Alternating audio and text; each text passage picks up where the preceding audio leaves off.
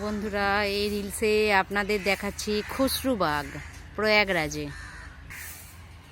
দেখুন খুসরুবাগ এর পুরো এলাকা।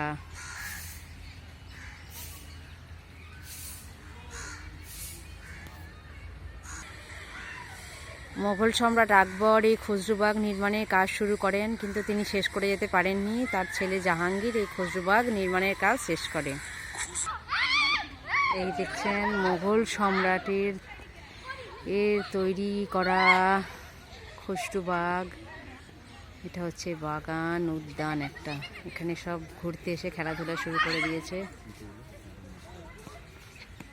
খুব সুন্দর এই খুসরুবাগ। প্রয়াগরাজ জেলাতে একবার আসতেই হয় খুসরুবাগে, খুব সুন্দর।